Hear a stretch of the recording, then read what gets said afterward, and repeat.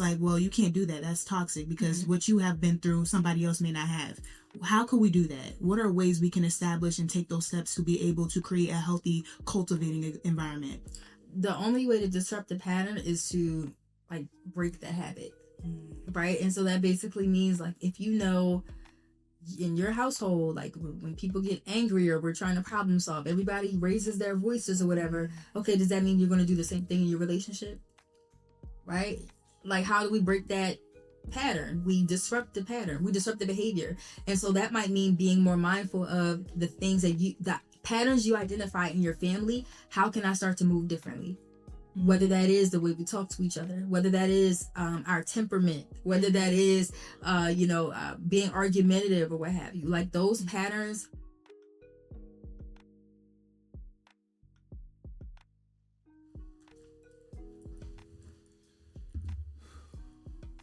Fix my hair. My hair is... Yeah, I'm inverted.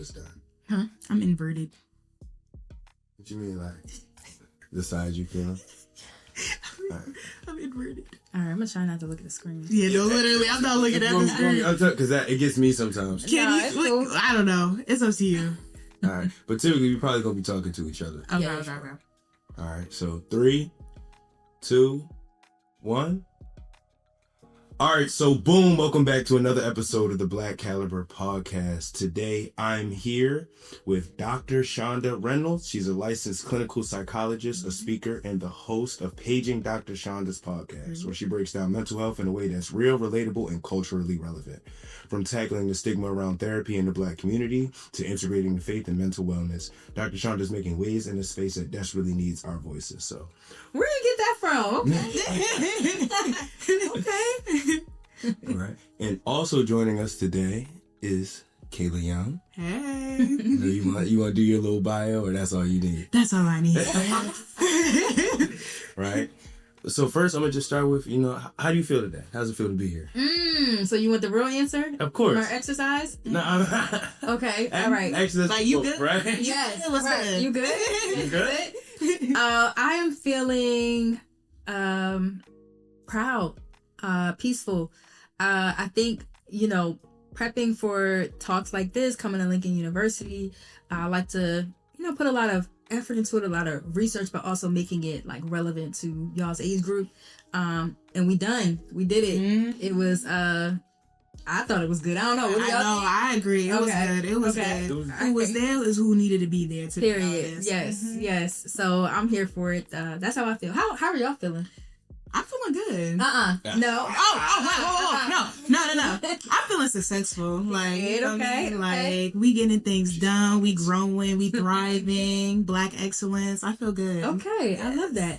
I feel relaxed. Okay. Tired. Okay. One from I've been running all week. Today's the first day I've slept. And also I don't have anything to worry about.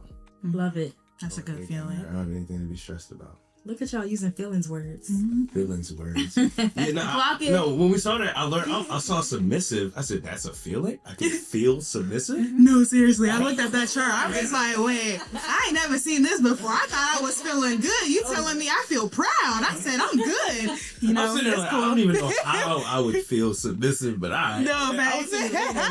Like, nobody has ever told me that. So to be able to sit there and then see that from a different perspective, I was like, dang, maybe I'm not good.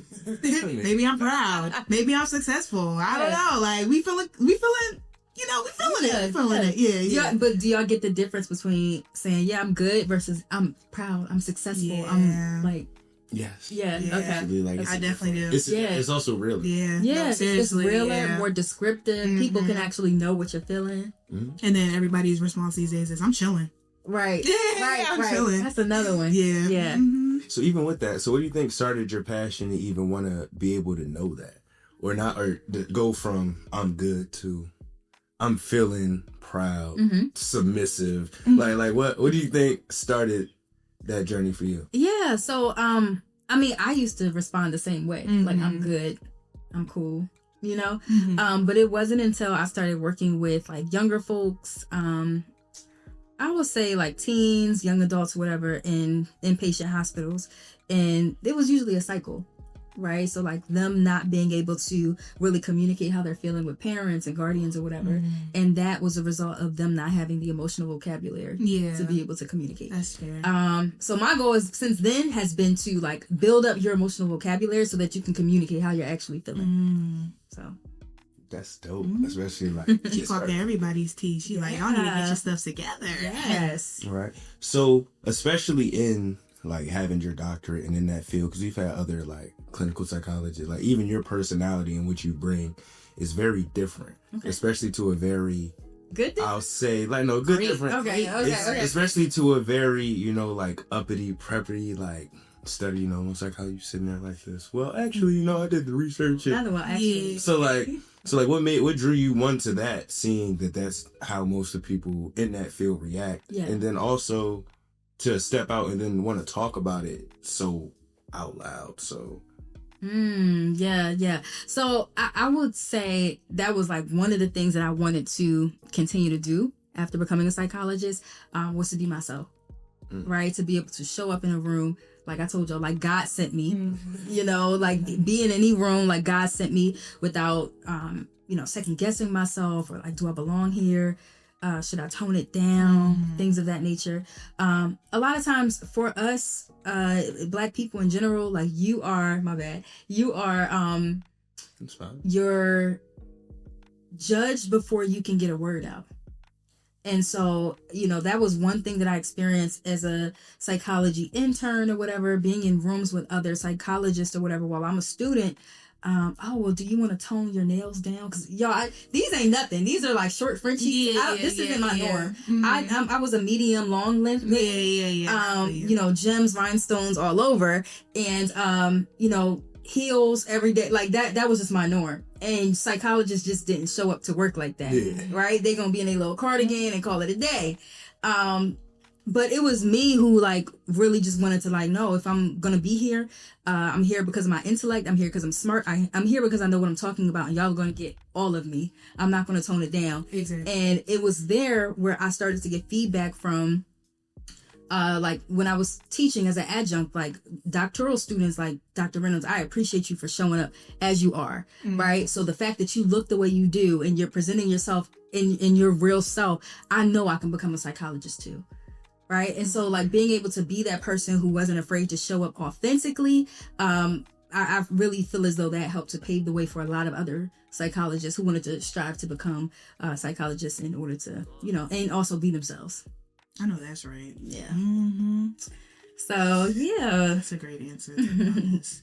So what do you hope to achieve through like your nonprofit? Like what are your goals with that? What is coming up soon? Yeah, so the nonprofit, so it is focused on mental health in the Black community, and really just kind of like continuing to push these conversations related to mental health, right? So it is still very much stigmatized in our community. It is still very much not something that's widely accepted, and it's still something that we're suffering with without the proper resources. And so my goal is to be able to present resources that are low cost and affordable, by way of having conversations, by way of having mental health fairs, by way of having free group support, group therapy, things of that nature, so that people can get what they need from a individual who's a licensed psychologist. So that's the goal.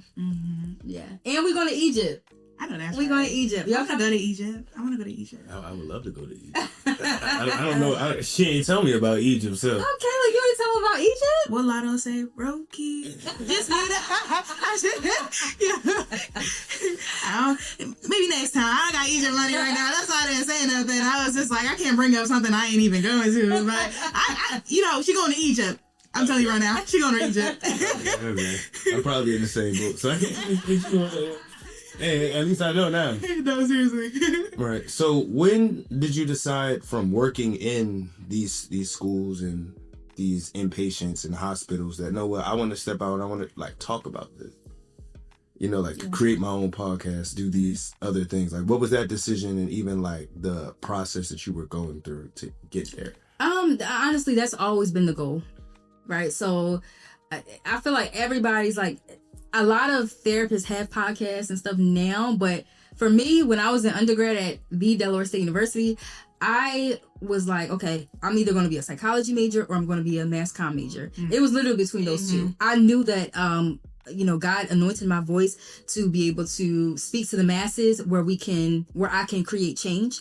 And, it's inevitable. So ever since then, I'm like, okay, I'm going to choose psychology. But then I ended up coming back to Mass Comm, where I did create a talk show, an award-winning talk show, which now airs on various platforms to people all over. So even with that, this may be a question specifically for me. So like, how did you even go about growing it to get to the point where you can be an award-winning talk show? Yeah. What was that journey like? Like starting out from the first episode to, I don't know what episode you're on now, but I don't know either. Yeah, like that journey. Like, what was that process like building it? Like, what were some of the downfalls, the highs, your lows? Like, what was the story of that? Yeah. Aging Dr. Chanda. Yeah. So really, I always knew I wanted a show.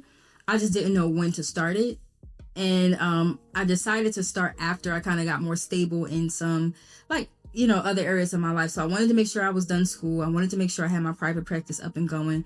And I was like, okay, now is the time to start it. After that, being consistent.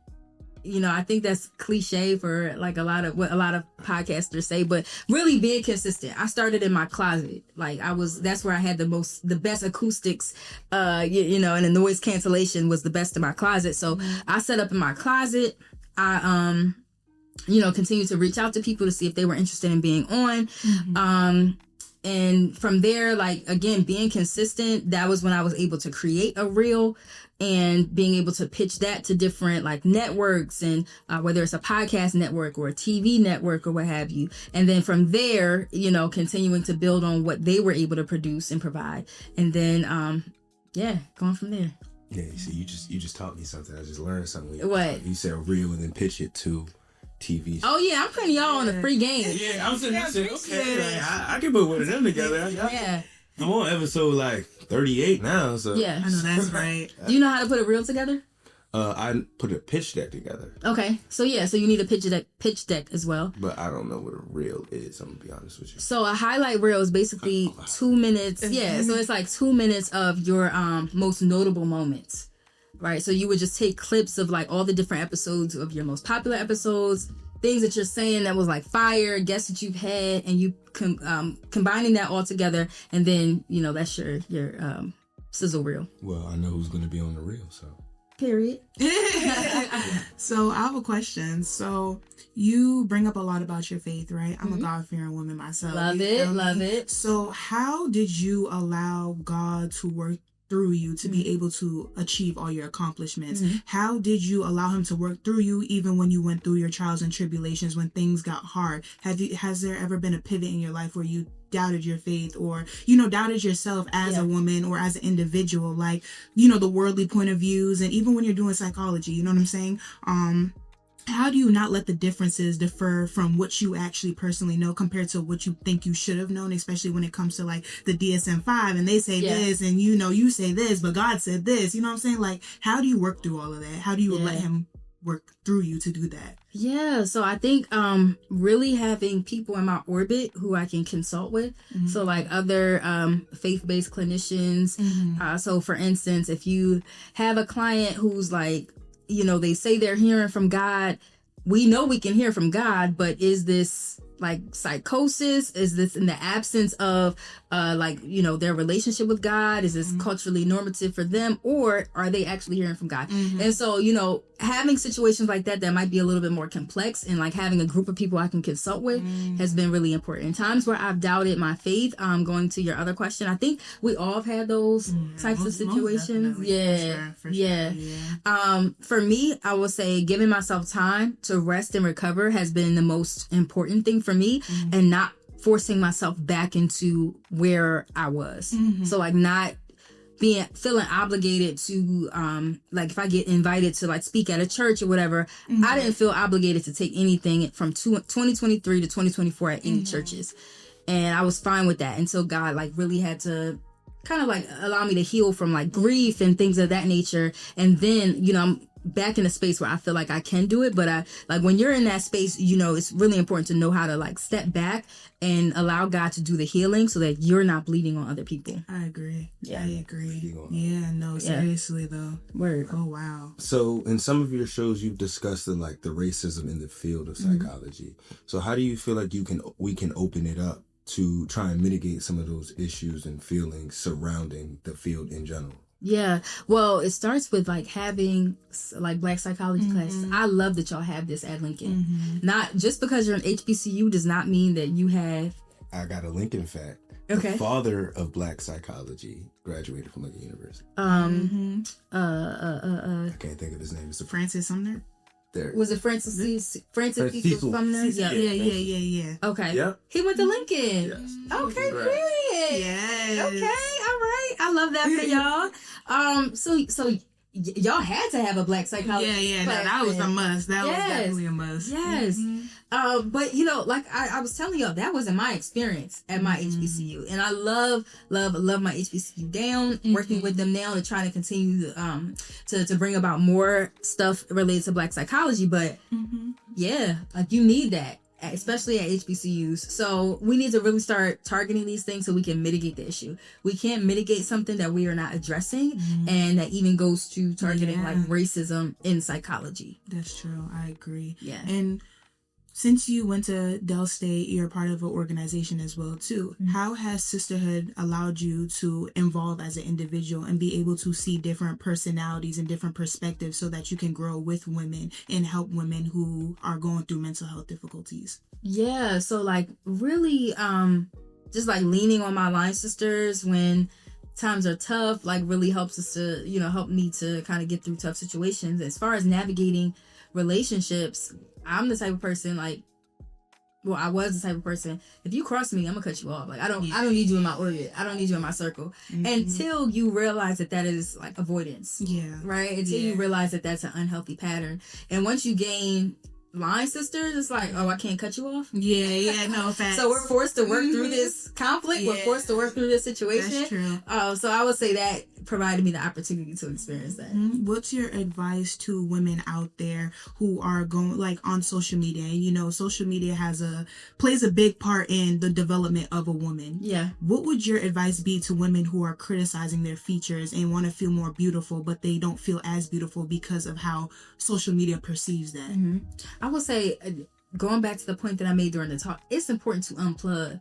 We don't always have to feel obligated to scroll our timelines, obligated to scroll like TikTok and Instagram or whatever, see who bought this, who's at, and where you say they was? Puerto Rico? Everybody in Puerto Rico. Everybody in Puerto Rico. Hey, I want to go to Puerto Rico. Right. But it'll come eventually. Right. Everybody No, but seriously. Even to your point, that's the result of scrolling social media. Like, yo, everybody's in Puerto Rico. Man, I wish I could be in Puerto Rico. Right? Yeah, and that's then, true. yeah, so sin is the thief of joy. Exactly. No, seriously. Yeah. But what about we all do it? 100%. What about men though? Because I feel like men, besides social media, play a big influence. Because if you look back in like, I would say like the 90s and stuff like that, and or maybe a little bit before that, the appearances about women weren't the same as they are right now. You know what I'm saying? So what could you say to men when it comes to supporting our Black women? You know, women in general, honestly, because I feel like any woman I look at, she's beautiful. You know what I'm saying? She don't have to change a thing about her. But I feel like in society today, because of social media, so say if the woman decided to unplug, she's not looking at social media, but there's this man she really loves, she really likes him, but he says, in order for you to be with me, I need you to look a certain way. And that may not just go for him, but say that's a variety of men today in this generation. What could you say, or what could you tell women to do about that, especially if they don't feel secure or comfortable within themselves? Yeah. I would say give Black women the same grace that y'all give y'all Black moms. Because, like, if your Black moms don't always, like, fit into the mold or whatever where X, Y, and Z, I feel like that gets caught up in wanting to achieve a certain type of person or type of relationship that's beautified in society or beautified on social media or whatever, glorified on social media. But in reality, like, people in your proximity, like your mom, your auntie, your grandmother, what have you, are you holding them to them same standards? Like, are you holding them to the, like, people in your close orbit? Are you holding them to those same standards? How you feel? Strong likelihood is probably not. Well, go ahead. I'm thinking about what you guys are saying. Mm-hmm. And it's like, I agree with your statement of like not holding everybody to that standard. Well, she was like, my mom. I'm like, I'm not looking at my mom like that. I mean, I get that. No, I don't mean like my mom. I'm not gonna be like, Mom, you need to be cute. Yeah. I don't mean it like that. Or like, Mom, you're beautiful. I love you just the way you are. And any man that unconditional deserves love you would see you for who you are. Right, exactly. Would you tell that to your mom? That was a great way of putting it. Mm-hmm. Any man who sees you, Mom, should see you how you are. I love you unconditionally, X, Y, or Z. Mm-hmm. But I feel as though when it comes to people that we're dating, we hold them to a different standard because, again, like, there are things that are glorified on social media. We try to meet people's expectations and standards or whatever. We gotta, she gotta look good because I want to take her to Puerto Rico where everybody is this weekend or whatever. No, like at the end of the day, I think that we need to just give people more grace to be human. Yeah, I agree. Does that clarify? I agree with that. Yeah. Okay. Yeah. For me, it's just different. I don't know. I look at it very differently. I get it. But yeah, I believe everybody's beautiful. Everybody deserves love, and everybody deserves to be happy. 100%. So don't jump me. No, not at all. I'm sorry. No.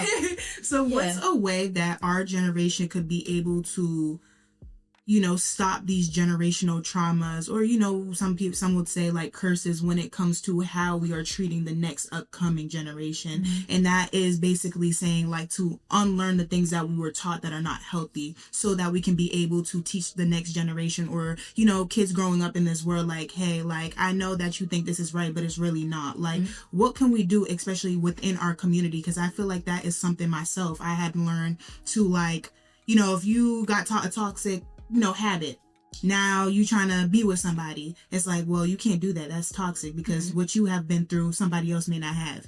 How could we do that? What are ways we can establish and take those steps to be able to create a healthy, cultivating environment?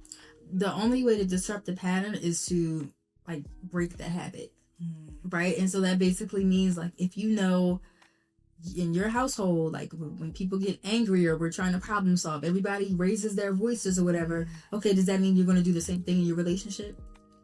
Right? Like, how do we break that pattern? We disrupt the pattern. We disrupt the behavior. And so that might mean being more mindful of the things the patterns you identify in your family. How can I start to move differently? Whether that is the way we talk to each other, whether that is our temperament, whether that is, being argumentative or what have you. Like those patterns, again, we don't realize how we internalize them. If we can continue to reinforce and perpetuate them in our own lives. But pay attention to whatever shows up in your family as a pattern and start to disrupt that. Start to move differently. Start to act differently. If you feel that your norm is to raise your voice or to, problem solve in an unhealthy way, how can I disrupt this? I know the problem solving pattern in my family is to drink when we feel overwhelmed. How can I disrupt this since this is my go-to?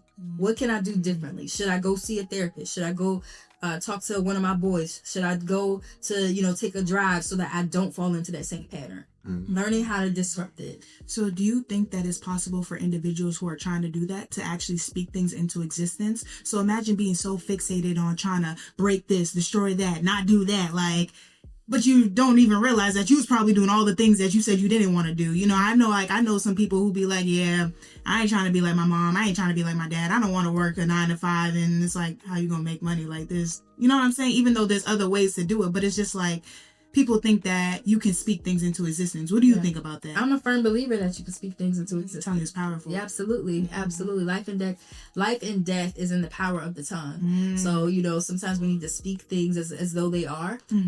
So I'm a firm believer in, I was saying before I was a doctor, I will become a licensed psychologist. I will do X, Y, or Z. I will be president of this or executive of that, right? And so I think once we start to realize the power that's in our tongue, then we will be able to, a lot of us will move differently and watch the things that we say. Yeah. Right. Yeah, I was gonna say a big thing I think for me and even recognizing my unhealthy patterns was I paid attention to the jokes people make. A lot of people will tell you what's wrong with you and you may be offense, or it's like kind of like if you're always late, your friends will be like, oh yeah, he's not coming, he's gonna be late. Yeah, no, but it's like when you pay attention to the things people say, or you drinking a lot, if somebody will say something, you looking, man, they ain't worried about her. Man, you alcoholic. They start making jokes. Like, those mean something. Yeah. So when I notice when people say things like that to me, I always have to stop for a minute and think, okay, am I actually doing this? Yeah, that's true. Because it's like, people will say I'm not a liar, but lying is what makes you a liar. It's like, if you cut hair, you're a barber. Mm-hmm. Yeah. So it's like things of that sort. So you have to just being able to recognize those patterns, at least in my experience. Like, Yeah, no, I agree with and see that. it for what they are and not, oh, so-and-so made me this. No, you just hide it. Yeah. I feel like me as a friend, if I ever seen any of my friends going through something like that, instead of judging them or criticizing them for what is going on and what they're doing, my question is why? What can I do to help you? How can I be a better friend and kind of assist you throughout whatever you're going through? You know what I'm saying? But I also, if I was that person who was going through stuff like that, why would I be friends with somebody who's just going to constantly make jokes? Because out of a joke, there's truth. You know what I'm saying? Yeah. And I believe that. So it's like, why would I allow you to be in my vicinity when you're making problems worse for me when I'm trying to figure out my stuff? You know what I'm saying? Yes, I drink. What if you're the reason why I drink? But you never asked me. You just assumed, you know? That goes back to emotional identification and like being communicative about what the real issue is, what the real problem is. Because people can't be mind readers. No, seriously. Yeah. You're a great co-host. I'm saying like, she has fire. And then it's just like, okay, so how do you deal with counter transference? So think about it, right? You working with the Black community. You have to identify to what countertransference is. Whew, child.